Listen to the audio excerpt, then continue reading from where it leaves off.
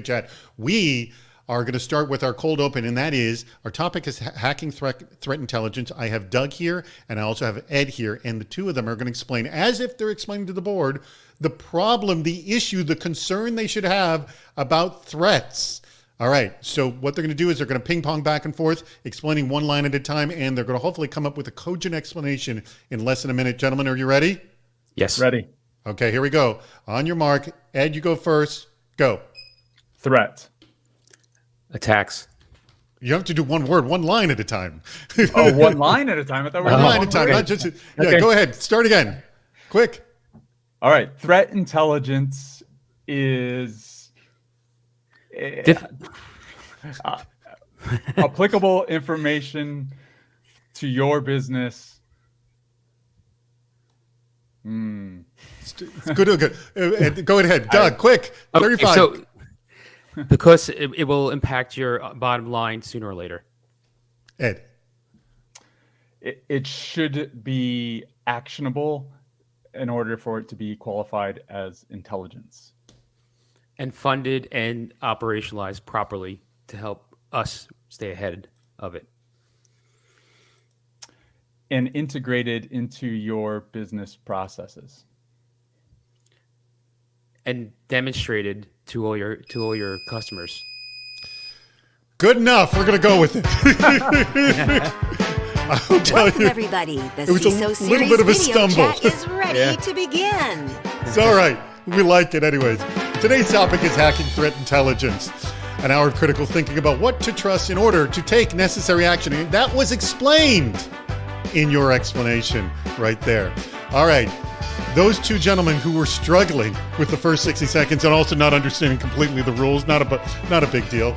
That is Doug Mayer, who is the VP CISO of WIRB Copernicus Group, or WCG. Most people know him by that. And also Ed Bellis, who is our return champion, co-founder and CTO of Kenna Security. And if you don't already know this, they're part of Cisco. All right. Hey, huge thanks to Kenna Security for sponsoring this video chat, and they've sponsored tons of video chats as well. All right, 6 different ways to participate. And all of you who are regulars, pay attention because we've got a few new things in this episode. So for those who've never been before, lots of ways to participate. The chat room, you're seeing what's happening already. To submit your bad ideas, right? So we want your worst ideas on how to deal with threat intelligence or how to find use or value out of threat intelligence. I totally know you can score on this. Now, in the past, we've asked for your good ideas. We've asked for your unique tips. We're going to just sort of narrow focus this a little bit more. And that is, think about threat intelligence and making sense of it or using it so it's actionable. How can we make that 10% better? So what is your tip to make that 10% better? We want those tips. So you can just write 10% : and then that. Number 4. Join us on video at any time with just Bring Me On. We'll try to bring you on as many as possible. We have Andrew, the producer in the background, is handling all that. Ask a question.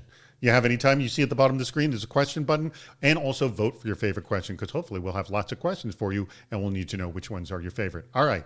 Oh, this is the other big thing. This is the new thing, the tragic quadrant. All right. You're familiar. There's another quadrant out there that goes by somewhat similar name, but the tragic quadrant has two axes, the inability to execute and complete lack of vision. From your bad ideas, we are also going to play the tragic quadrant game, and you'll see that a little bit later in the show. So today's schedule, explain it to the board. We've already done that. Your bad ideas and questions. Bad ideas are already coming in. I see one from Craig Herter. The poll is going to go live at 20 minutes past the hour. We want you to vote on your favorite bad ideas because we're going to use that to play a game later. And also at 20 minutes past the hour, if you haven't already done it, we'll want to know, how do we make threat intelligence 10% better? At 30 minutes past the hour, we'll play the Department of Yes, and we'll vote for your favorite questions. Oh, it says unique tip poll, but it's actually going to be the 10% better poll. Then we're going to have the best bad idea contenders face off, and we'll also add the tragic quadrant into that game as well. Then we'll have our last questions and final advice. And then we'll have our meetup on the new platform, Toucan. If you haven't done that before, it's a lot of fun. Kind of simulates a virtual party where you drift in and out of conversation. Stick around for that. It's the very end of the hour. So the show isn't over at the end of the hour because at the end of the hour, we have our meetup. It's a lot of fun. You got to stick around for that. And we'll provide the link to do that at the end of the show. All right, next week, Our topic is hacking resiliency, an hour of critical thinking on withstanding the brunt of cyber attacks. The link at the bottom of the screen, guess what? You can register for it at any time during this video chat. It will not take you out of the video chat. You can click on that link and register for it. I'm going to remind you many times, please do that. Also, if you register early, you're automatically entered into a raffle for potentially winning one of the awesome CISO series jackets. Many of the people on here, I know Craig Herter, Dutch Schwartz, Doug is my guest, Ian Pointer, Larry Rosen, they all have jackets. CISO series jackets. And oh, by the way, I should also mention you can join our Ask a CISO Anything, but I got to mention that later. I don't need to mention that now.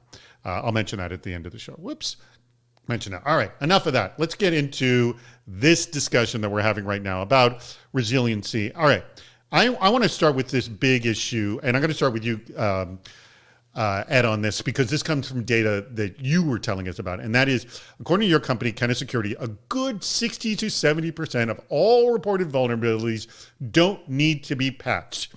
So here's the big question that I want to try to solve, and I'm asking the audience as well. How do you determine that 30 to 40% you do need to patch? And I'm sure that's not a simple answer, but how do we begin to answer that, Ed? Yeah, so effectively what you got to do is you got to figure out what is the likelihood of this particular vulnerability being exploited, and if it is exploited, what's the impact? So first of all, if the likelihood is near zero, then the impact is going to have to be massive for me to even consider it, right? Mm-hmm. So what are the things that affect likelihood? Well, there's some great information that we can actually get from the topic of threat intelligence that we're talking about today, right? There's stuff like, is there any sort of either a proof of concept or weaponized code that already exists out there? Because if that happens, the chances of that being exploited in the wild, which is typically the next step, go way up, right? So the likelihood has since gone way up as well. Also, what software stack does this affect, right? Because one of the things that we've seen is what we call popular targets in our vernacular is effectively things that are used widely and are widely vulnerable are much more likely to be attacked. Go figure. Not a big surprise there, but if I've got some obscure piece of software that almost nobody is using, the chance of somebody targeting that particular piece of software is very, very low.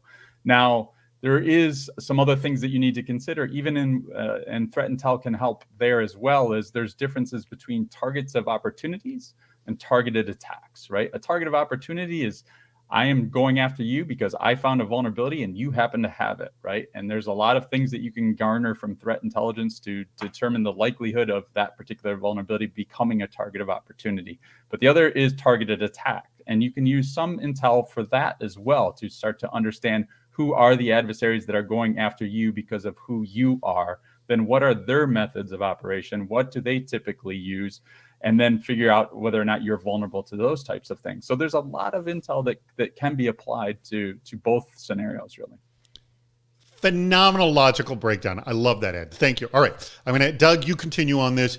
I'll just ask, essentially, I'm assuming this is where you begin, yes?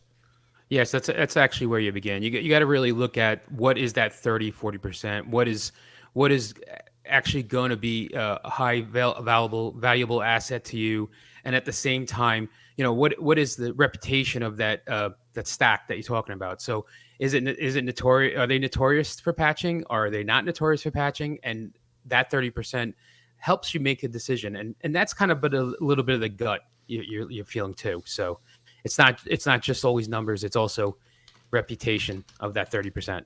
So. By the way, I just saw a great bad idea come from Ian Pointer. Get your threat intel from the amazing team of my mother and David's mother. That is a good bad idea. I don't even know where that would begin. That is an excellent bad idea, by the way. All right. So I like this. So Ed, you kind of boiled this down. It's really, if you just take it logically, is how popular is what I have? How out in the wild is this? How much damage is it? And these are all pretty logical variables we can see. And let me just say we can see. How visible can we see this? And if it is, then we can calculate this pretty easily, yes? Yeah, absolutely. Now, some of it is more visible than others, and some of it is data that's very public, right? Whether it's, you can crawl GitHub, and it's become a great source for weaponized exploits, right? Of vulnerabilities. So being able to look at things like that, which are anybody can do.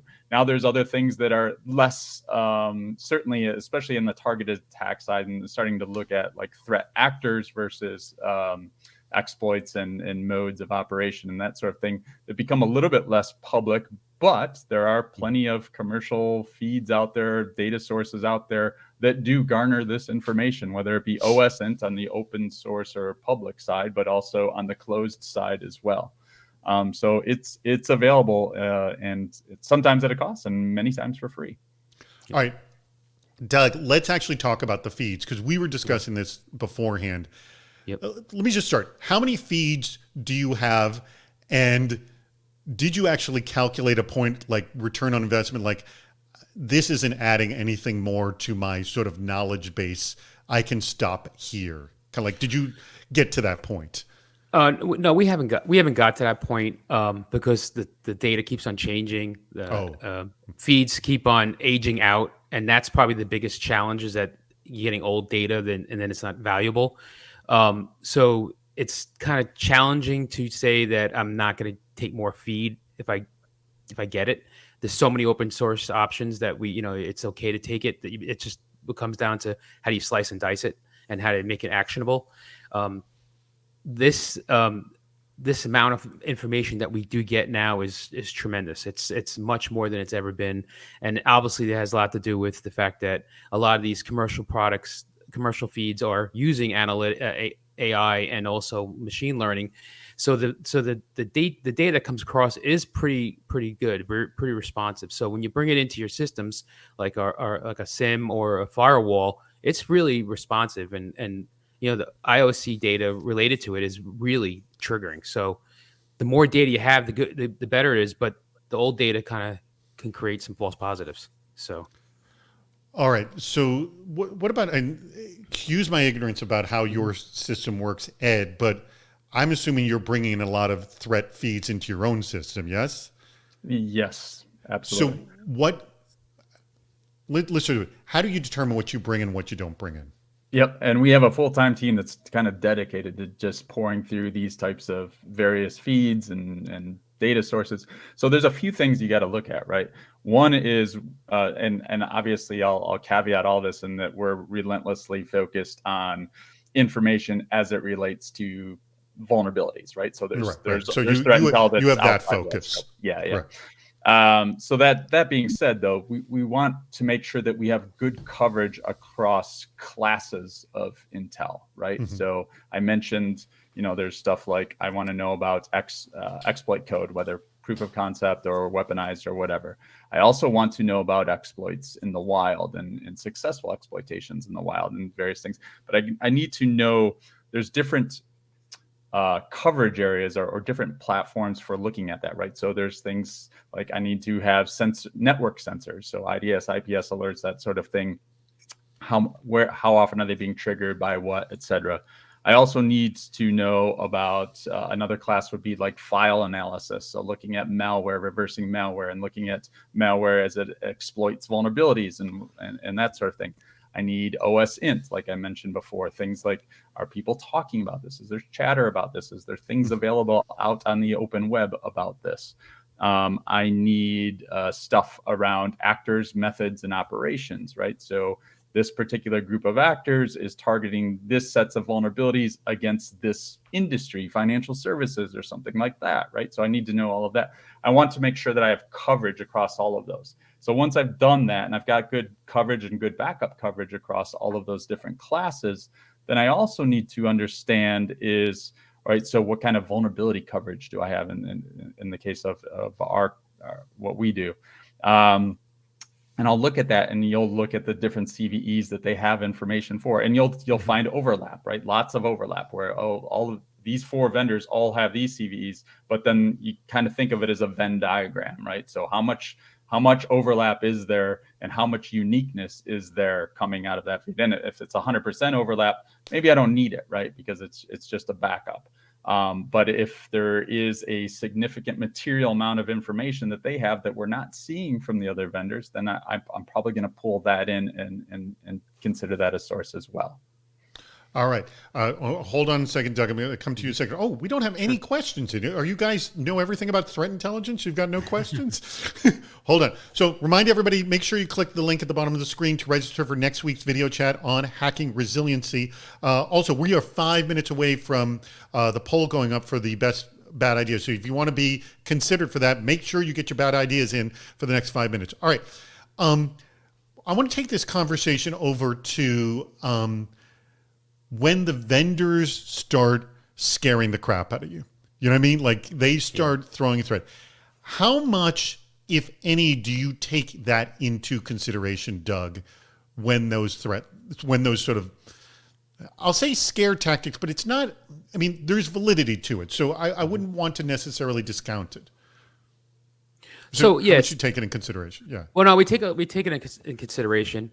We review it and determine that like how possible is this, right? Mm-hmm. So, and how possible this is against our assets. So I think it's really important that you decipher if that is a definitely an indicator that you have to stay on top of. What I find recently, and this has a lot to do with the supply chain challenges that started probably back in November, October last year, is that there is now a higher level of communication and getting the word out there that there's a problem coming. I find a lot of the open source details that come through with threat intelligence, there's a lot of debunking. So you really have to really look at and read between the lines to say, why are these guys trying to scare us? Is this really a problem that is actually a proof of concept right now? Or is this a problem that it's more of a CYA? And I think that's where it becomes very important that you understand the differences and understand that scare tactic. There's some really notable vendors out there that are very mature with sending out vulnerability data related to threat intelligence, and they do a very good job. But sometimes the threat intelligence moves so quickly that they can't even correct the issue properly until a few months out. So you have to look at that scare tactic and say, yeah, there's probably a legitimate amount of truth here, that they want to just get everyone understanding that this is a problem that's coming, and if it's not happening already, it's going to happen tomorrow. So you got to get on top of this. So the scare tactic does help, but you got to take it with the gut. Have you ever made decisions on any threat intelligence that was purely like gut, just like, I'm not getting the data exactly to line up exactly like if I threw the algorithm, like if I was using Ed's product, but I got to move on this. I just, for some reason, I know this is going to, what, if you could kind of tell the story behind that, what was that? Well, I mean, there's I've been in security for about 20 years, so I could tell you probably about a dozen stories. But specifically, I think more recently I've been seeing this, that my gut has been, and the concern has been a lot about some of these new attacks.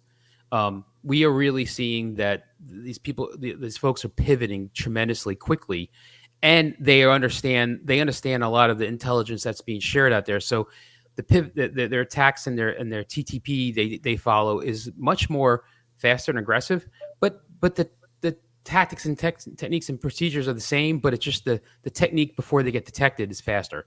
So there's been times that this just makes sense, and that we should just do either a countermeasure or patch right away, and not and go faster than what the 0-day label says. As soon as it came in, we knew this was going to be an issue because of all the intelligence that we're seeing. So there's been a couple times. All right, Ed, I want to ask this first question that came in from Craig Herder, and I think it's a good question here. He asks, how different are the threat intel activities between cloud and on-premise environments? Are they different?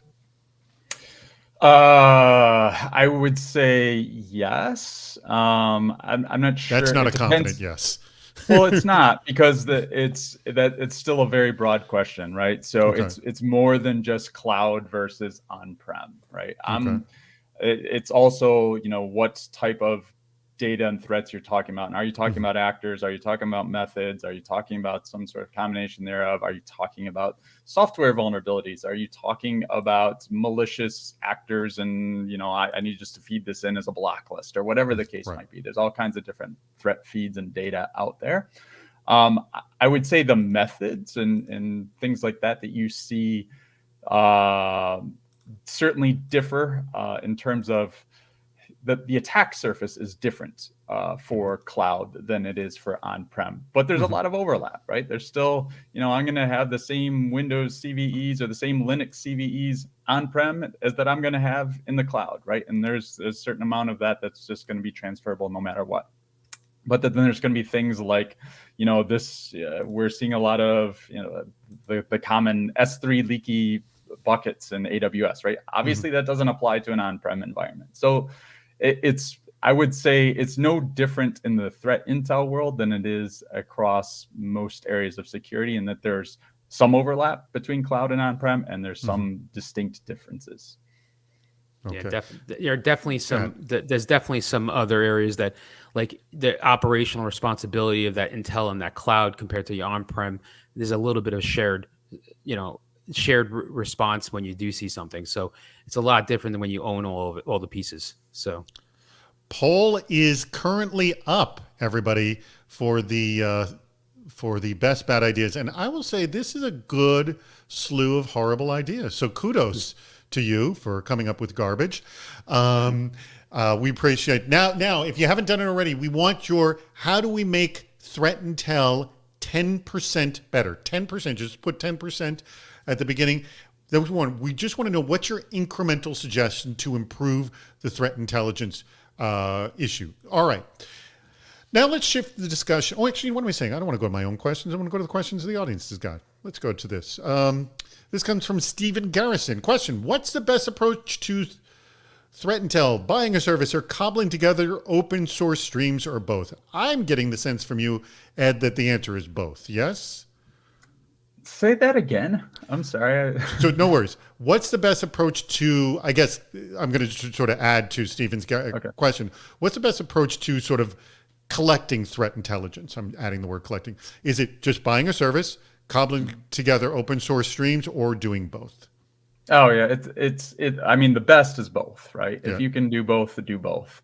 Some of it comes out of, how much budget you have, how many people you have, all of these things, they matter. But if you can do both, and you can, I would say the best part, even more important than all of that, is then how do you put a lens or a filter on it as it relates specifically to your business, your environment, your infrastructure, your applications, because that's where it really matters. Otherwise, it's just a lot of information that you don't have time to actually deal with. Yeah. Let me jump to Larry Rosen's question here. I'm going to ask you this one, Doug. Oh, actually, no, I'm sorry. I'm going to jump to Ian. Larry, I'll come to yours later. Ian, do you evaluate the quality of particular feeds before incorporating them? And how do you do that? Like, how do you, I don't want to buy this yet. I just want to know whether this is good or not. What is the mechanism used to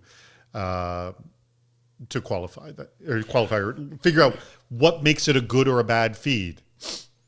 Well, I think there's a few components to that. So obviously, reputation is probably the driver, right? So I do share a lot of information with peers, and I also share information with my experts that I hire out externally. So a reputation of a feed, I usually collect that to see if it is even worthy of it, right?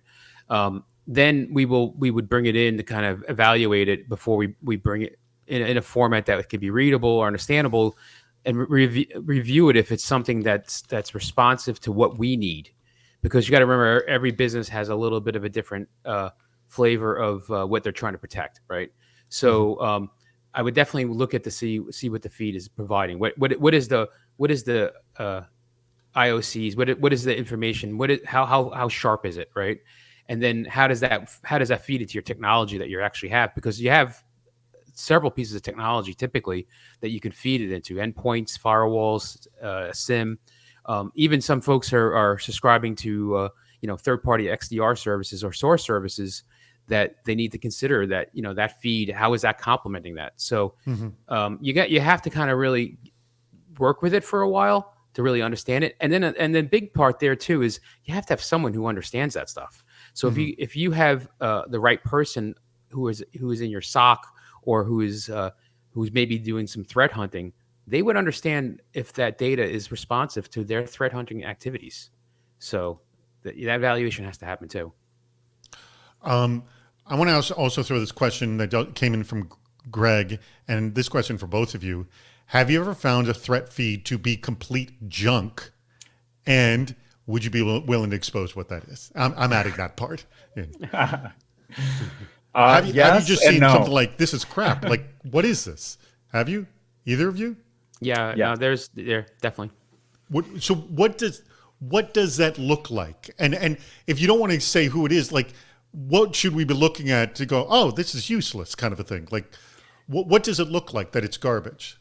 To me, my experience has been, it was something I heard 3 days ago.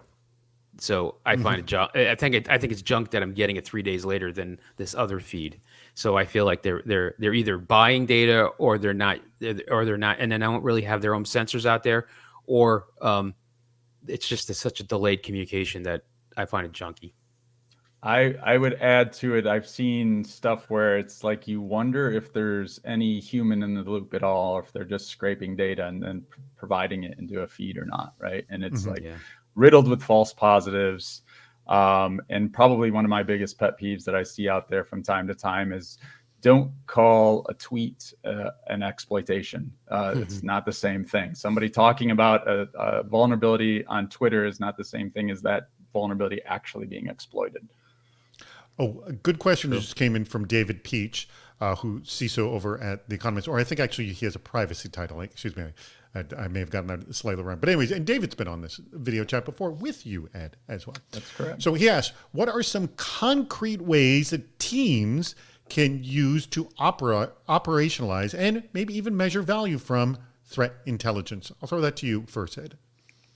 Well, without trying to pitch us, So I mean, obviously, it's really important that what I mentioned earlier, which is to say, how do I get this to it's applicable to my environment and my business, right? And really, you need to build some sort of automation around that, right? Because there's going to be a whole bunch of data that comes in through whatever threat intel feed that you have that just doesn't apply to you. And the last thing you want is your analysts, your IT ops, your sec ops, whoever who's responding to that, to waste their time going through data that just isn't applicable to you. So if you can, probably the thing that matters most in making it actionable is tying it to your business, to your environment, to your infrastructure, to your applications automatically, and then feeding that up, right? And that's the area you want to focus on, and everything else just peels to the wayside. Yeah. Anything to add to that, Doug? Yeah, I think that's where you need to spend time on your SOC to make sure your SOC is the analysts understand all your assets and what you're monitoring for. But it also needs to be able to trigger on something that's real for you. I can't tell you how many times I've been through owning SOCs and having like noise sent up, escalated up, and shared to other teams, and that operation not really responding appropriately to something that really can't make sense that it applies to you. So the tool behind the scenes, the feed that's coming in, and the people behind that screen that are executing and operationalizing it, that's the whole piece of the team. And it's not just people. So I think that's where they need to think about improving, is at the SOC level, if anything. All right, we have 1 minute before we're going to play the game. So if you have not voted on the poll, please go do that right now. And we are getting a few 10% comments here. Larry Rosen, what do you say here? Way to make things 10% better. He says correlated data from multiple threat intel sources should be considered more credible. So I guess we just crank up the credibility of these things. But let me see. Craig Herder had one here. Generate reward. Oh, what do you think of this? And I don't know if you've ever done this. I'll throw this to you, Doug. Generate rewards for your employees that uncover threats at a bonus for viable solutions. Is that something you can actually do? Yeah, that's something that I've been hearing for many years. What you try to do is you try to get your folks that are not in your security team or possibly throughout the company that contribute you make them a deputy, right? Yeah, there's been a whole thing around that, like security awareness, like be part of the equation and not part of the problem. Security champions. Yeah, security champions, and that By the way, we're going to have a video chat that. on that topic coming up. Go ahead. I'm now, sorry. the one thing with threat intelligence you got to watch out is you get a lot of your repeat intelligence from outside, parties outside your team, trying to, hey, did you see this one? Did you hear this one? Did you get this one? Yeah. And a lot of times, if you don't know about that by the time they give to you, then you really got to really evaluate your threat intelligence, because the stuff they're sending is usually hitting the media. But it's good that you want to thrive, and you want to entice them to do more of that, so that they're thinking about it. So I think that's a good point you just made. Hold on, because I want to go to their game in a second. But one of the comments that I've made is that we've turned a corner in security media in general, in that there was a time that news would break first in the trades, and then it would go to mainstream, and that is flipped in that. These big stories are hitting, because security has just become such a big story. It's hitting mainstream news first. And what happens is the security trades then provide the context after the fact. The security trades are actually not breaking the big security news. Are you finding that you are using the news for your stuff because, this is how we learn this stuff, or we're in a situation we're good enough that we don't have to rely on mainstream news? Doug? No, I look at it, but it's at a surface level, because a lot of times the story, the message is truncated to fit in a few minutes. Right. But I do keep an eye out with Google searches, Google alerts, and Twitter on some of those news. And also, I have a very interactive wife that says, "Hey, did you see this ransomware thing?" So someone's mom might be real strong, but my wife could probably take them on. But yeah, I do look at it, but it's more, again, just to see if there's something that maybe peeked through that really we didn't see from somewhere else. But it rarely happens that we don't know about it already. So regardless, if you do want to keep your eyes or ears on something like that, by the way, we have a show called Cybersecurity Headlines, and you can subscribe to it 6 minutes every day to get the news. But right now, we got a phone call. Hello, welcome to the Department of Yes, where no request is ever rejected. All right, we got some pretty horrible bad ideas. And I am going to vote. I'm going to tell you this one. All right, all right, I'm going to throw this one to you, Ed, because Ed, I'm going to let you play first because you know how to play this game so well. You've done very well at this game. You know how to make it happen. And by the way, speak up if this is your bad idea. So this one voted up the most, I believe, or second to most? Yes, second to most. I'm going to go second to most. Turn all your threat intel feeds on fire hose mode. I hope they do actually have a fire hose mode. And forward that to your board. Once they understand the full threat landscape, you'll get the budget you need to mitigate risk. Why do you want to do this, Ed? I want to do this because this is going to show the board exactly the amount of data that my team has to go through on a regular basis in order to understand what may or may not be happening out there. And therefore, I do, and I actually agree with this. You, in order to get the budget I need for both people and tools to filter that down to something that actually means something, I need budget to do that. You can't even argue with that. Hooray! Not only that, one of the things we talk about in cybersecurity is FUD does not work on cybersecurity people, but it can work on non-cybersecurity people. So I'll give you that as well. All right, Doug, why do you want to do this? Well, because I'd like to do this, and then I would like to recruit one board member to help us filter through it. And then they can live in our shoes and support us because they don't want to ever do it again. So, ooh. Bravo! Scare them to getting away from this problem as well. I like that as well. All right, good answers from both of you. Who was that? I'm sorry, I missed who that was. Andrew, maybe tell me in the back channel who that was. All right, second one. Here we go. This is one that's a little bit more creative. Not that the other one wasn't creative. It's just I haven't heard one like this before. This one's got 9 votes. All right, I'm throwing this one to you, Doug. Get ready for it. Okay. Every time a critical threat is identified, the CEO gets hit in the face with a pie. My feeling is you're going to need a lot of pies. Why is this a good idea? Well, first of all, hopefully he likes pi or she.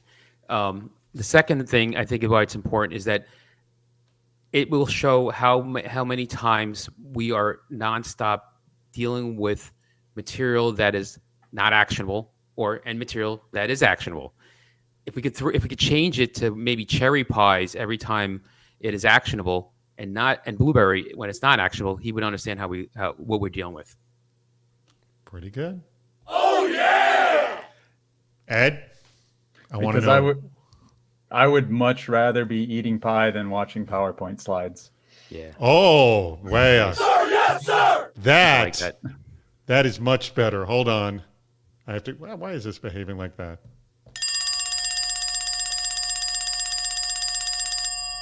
We've got a winner. Ed, you win with that. Yes. I mean, not only that, how can we make threat intelligence tasty? Pie's a good way. Pie is a good way. I don't know how much work you'd get done being that your face is going to be slammed with pie nonstop, but it'd be good. By the way, do we know who did those two? Who did those? Who submitted both of those? Andrew, can we find out? Because we're going to need them in just a few minutes to join in and also play our new game, The Tragic Quadrant. I'm very excited about it. Pie was Dutch. That's not a surprise. Dutch, hopefully Dutch dropped off the last time we picked one of his, and hopefully he's going to be able to come on. Dutch, you better come on. Pie was me. Who was the fire hose one? The first was the fire hose one. Yes. Who was the fire? Oh, I think it might have been Ian. Oh no, Brian. Brian was the first. Okay, so Brian and Dutch, be ready in just a few minutes to join us on the video chat.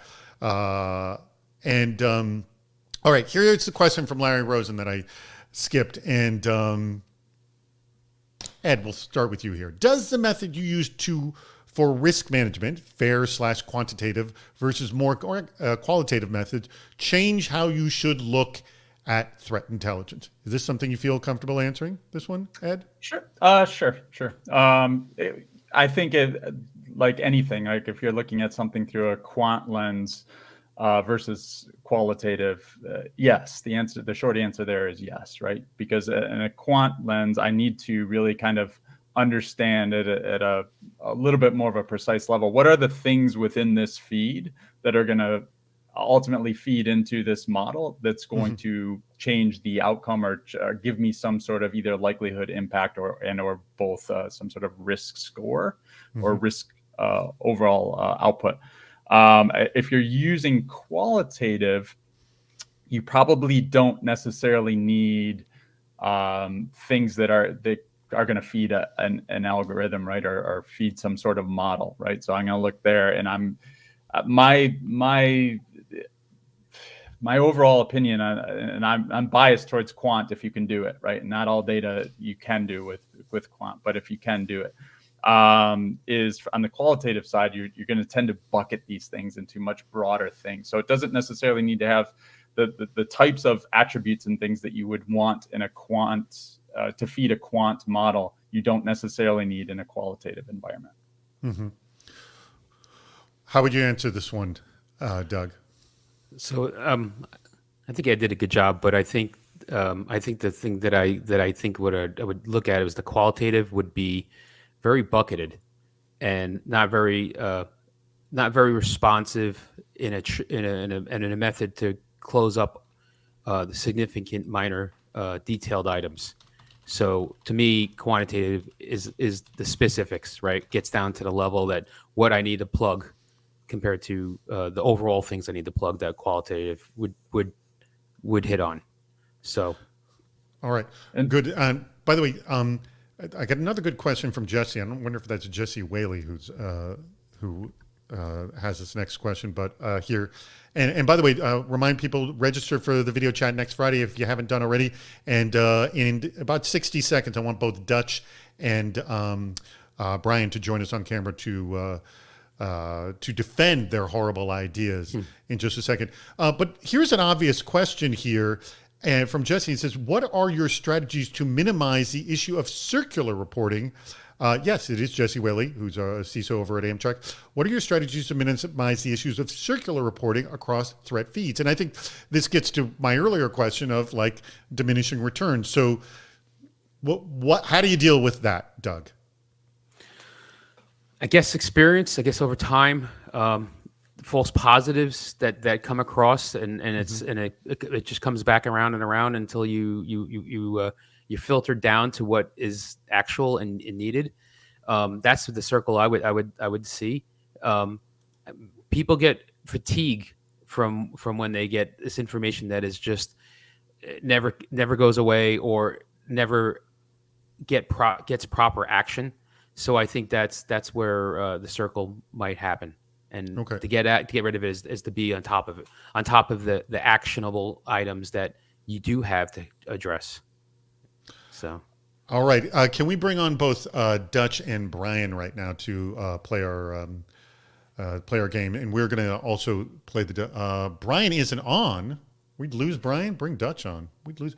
This is the thing. They come up with a great bad idea and then they disappear on us. How dare they do that? How dare they? They have another life, have a job, have a career. Come on. We must be the focus. By the way, everyone, stick around for a meetup at the end. The meetup is a ton of fun. We love the meetup as well. Is Dutch joining us? Dutch, are you joining us? Please join us, Dutch. Oh, yeah, and also any more 10% of ideas? We got a few of them. Yes, Dutch is joining on. We got a few good 10% ideas, but I think I only saw 2. Did we get more than 2, Andrew? Only 2 of you are 10%. We had 3. What was the third one? We had 3. And we get can we get the poll of the? Actually, let's get the poll of the or actually, let's get a few more. I vote Ian to defend Brian. Ian, if you want to come on to defend Brian, you can do that as well. Are we getting Dutch for that matter? While we're waiting for this, let's just go to the next darn question. Oh, no, we have Dutch on right now. Okay. I'm sorry, Ian's on right now. Okay, Ian, you're going to be defending Brian Colt. He was the one with the fire hose tech. And then, so remember, you're trying to argue why your idea is truly the worst as compared to Dutch as well. I'm going to bone up and make sure I don't do his idea a bad service since I just volunteered myself. Essentially, you're pushing the fire hose to the board. Right. So let's see. So, the reason this is a good idea is that, as we all know, boards of directors, security is, they're like, oh, yes, the SEC said I should worry about this, but really they're worrying about 1,000 other things. And probably who's going to pick their kid up from school comes higher on the list than security. So, if we put it into fire hose mode, every time they're getting an email saying, you left your kid at school, they're getting 4,700 emails saying, something happened. And they're going to think, oh my God, security is so important that they're going to forget their children, which is great for budget and for security. There's a lot of bad things. But again, you want to argue why it's horrible. So he's thrown in the argument that they actually may forget their children, which makes this issue even worse. It is pretty horrible. Pretty horrible. All right, save the chubby unicorn. Jeez. By the way, for those of you who don't know, Dutch, who's wearing the baseball cap and often has a unicorn T-shirt on. I've asked, how many unicorn T-shirts do you have, Dutch? It's dozens, I'm sure. Dozens, you're sure. And I committed earlier on publicly in social media, I will wear anybody's unicorn shirt they send me. Yeah, and how many have you received as gifts? Let me ask that. I've received several. It started as a joke because I did it with my daughter. And then it became a thing, and so I just said, let's just embrace it. These were her shirts first? I bought one. My youngest daughter, she's 11 now. She was probably 9, I guess, at the time or something. And it was a funny thing that we had like a matching one, and then somebody saw that and they're like, "That's hilarious." And so we just. By the way, I like the wearing the unicorn shirt. Is this the bad idea? I think, by the way, when you first, I like the fact that Dutch had to back up from the camera because all we saw was save the chubby and not unicorns. I'll stand back there. All right, Dutch's idea was the pie idea. Dutch, defend why your idea is the worst. This is a horrible idea because we will not be able to do a company picnic because we'll blow our entire budget on pie within 3 or 4 days. Oh, now here's the other thing that I was thinking about. But you would, if you had to do this project, you would also have to hire a cook get an oven in a house, and you'd be cooking pies nonstop. So there's a lot more issues you have to worry about here. So, You gentlemen, can outsource your pie. I was going to throw the tragic quadrant image that I had before, but unfortunately with this platform, I've reached the maximum number of feeds that we can handle right now. So I want you to answer the question both ways. One is, we have two bad ideas. Which one is worse in terms of what's going to cause the most damage? And the second one is the tragic quadrant. You remember we have the vertical axis is the inability to execute and the lack of vision as well. And so I want to know where you think they would fall in this category of, so low on the scale and inability to execute is they could actually execute, and low on the lack of vision means they actually have vision. So high on that would be the lack of vision. All right. So if you can answer both of those questions, what's worse and where would they fall on the tragic quadrant? Ed, you first. Yeah, you bet. So the worst one is the pie idea. And it is the worst, and it is in the tragic quadrant because it is both lack of execution for the points made, meaning I've got to actually cook the pie, I've got to spend money on all the pies. There's the ability to execute on this is going to be extremely difficult. And the lack of vision is simply because with the amount of pies, you will likely kill your CEO because they won't be able to breathe. All right. So upper right quadrant for Doug's idea, Dutch's idea. Very good. All right, Doug, what do you think? I got to follow suit. It is the upper right quadrant. It is the cost of making the pies, but also, as everyone know, the first thing that get in budgets that get cut is food, and then I think that will get us cut very quickly. I think the fire hose is bottom corner, but I was on the fence just because I can see someone being fired for sending all that data to the board that way. So they're both very bad, but I think the pies are the worst. So all right, gentlemen, Ian, really Brian Colt, but thank you for coming in as a second to defend. Sorry, Brian. Thank you, and good luck on saving those chubby unicorns, Dutch. Thank you very much. All right, good job. And good job on, by the way, our new game, the Tragic Quadrant. And by the way, let me throw this out to our audience. If you have any other ways, because we're thinking of different ways to play the Tragic Quadrant. We just kind of love it as it is right now. And Matthew found the unicorn emojis. Good job, Matthew, on that.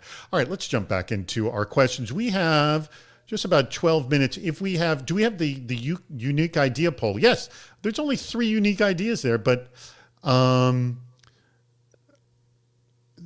okay, all right. Here's another unique idea. By the way, please speak up if this is yours.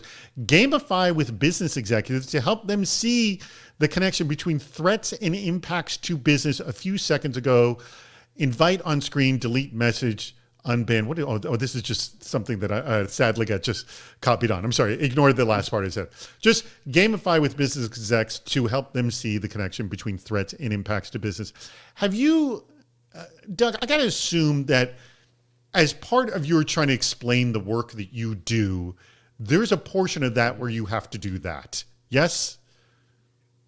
Yeah, that there's definitely a portion that gives them the aha moment, right? That what we're trying to accomplish. So yeah, there is a portion of that, and that idea does generate that kind of thought process that, oh wow, so.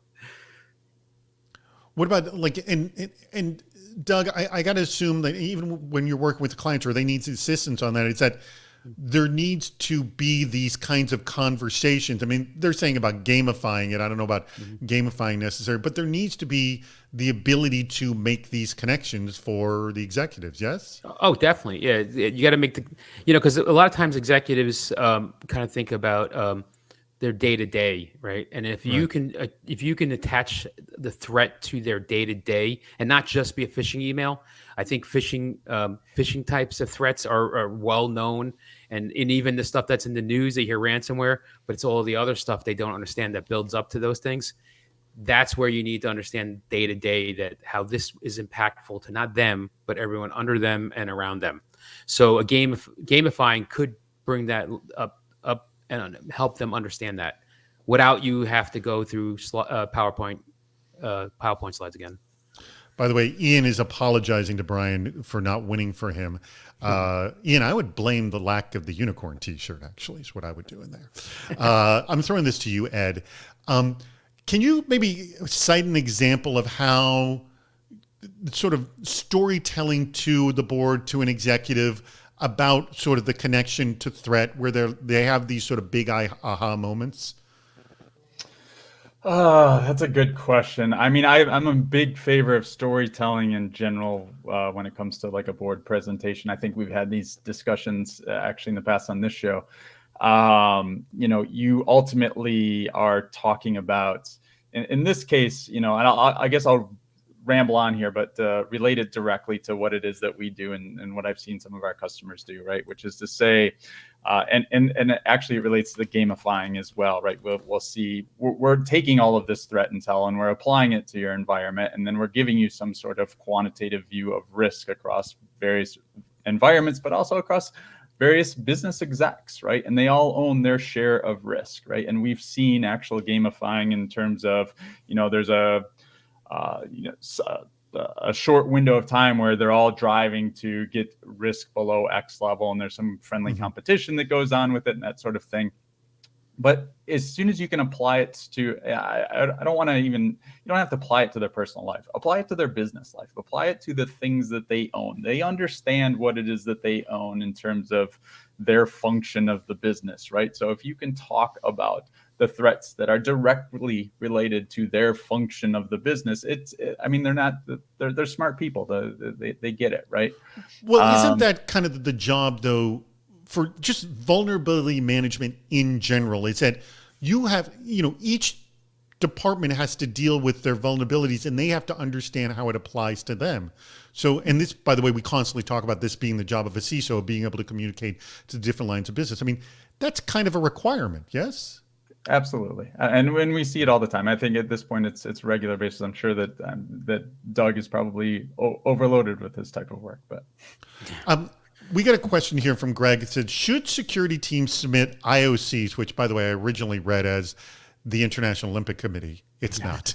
It's indicator of compromise. Should security teams submit either the International Olympic Committee or the Internet Indicators of Compromise? Should they submit those to threat feeds? And if so, where is the best place to do that, Doug? Usually IOCs come in through threat feeds. It's the IP addresses, it's the URLs, it's the impacted pieces. So it's already there. Yeah, it's typically always there. That's what gets fed into your technology that says, hey, this address has a reputation, and if it sees it in your monitoring or detection, it triggers based on that. So that typically gets submitted through a if you're using a commercial environment, you can share with them. There is also a large undertaking that you can share with the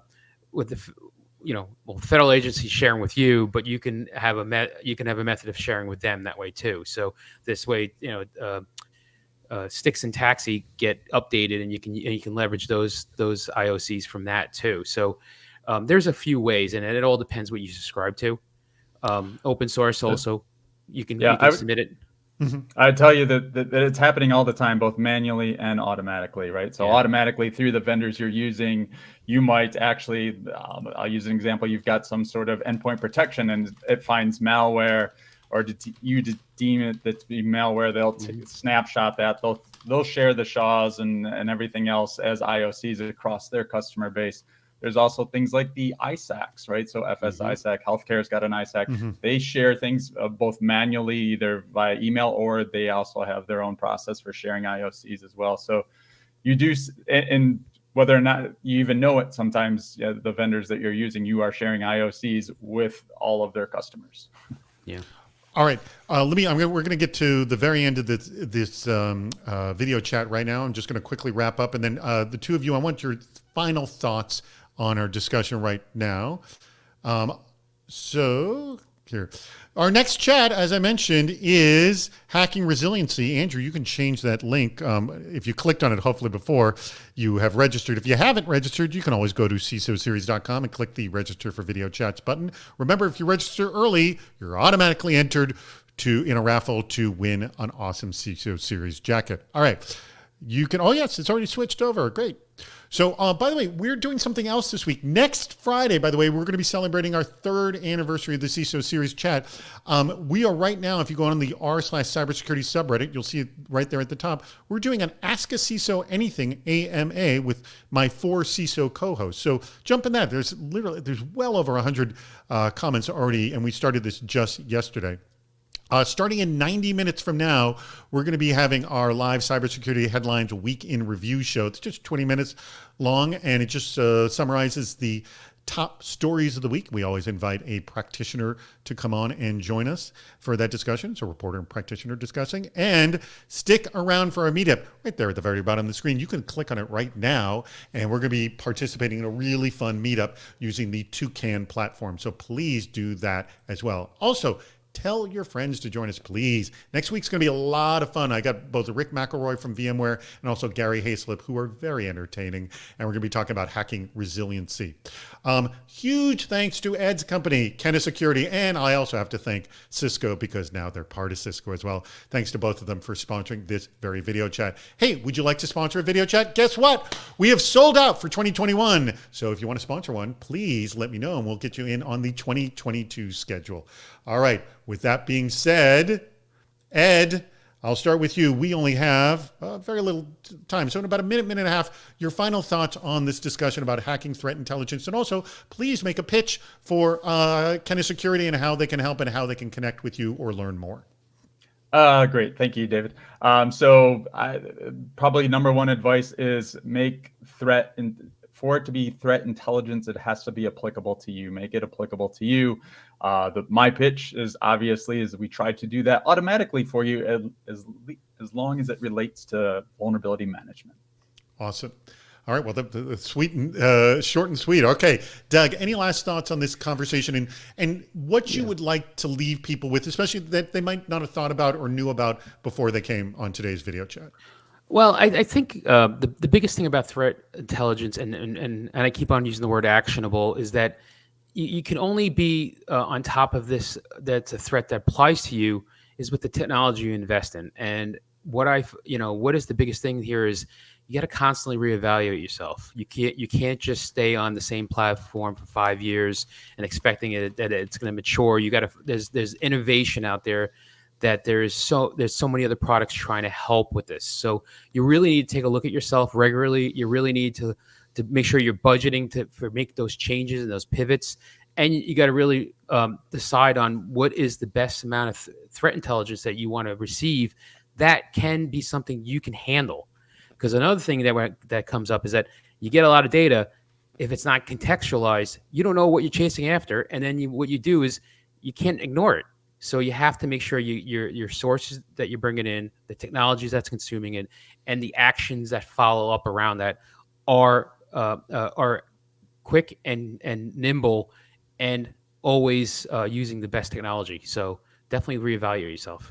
It's a very good point you made at the end about contextualizing, because like you could have great feed, but if it's not like great feed and great information, but if it's not contextualized, you don't know what to do with it. You don't know how to take action on it. So I love that last comment. Thank you so much. All right. Huge thanks to both of you, to Ed Bellis, who's the CTO and co-founder over at Kenna Security, and also to Doug Mayer, who's the VP CISO over at WCG. And as always, thank you to our very intelligent, talented, and funny and entertaining crowd. Thank you so much for participating. I hope you can all click the link at the bottom right now and join us in our meetup, which we'll be doing. It's a lot of fun. It may be confusing. You're going to be a bunch of floating bubbles, but you can connect the bubbles by clicking on each other. I'll explain when we're over there. So thank you, everybody.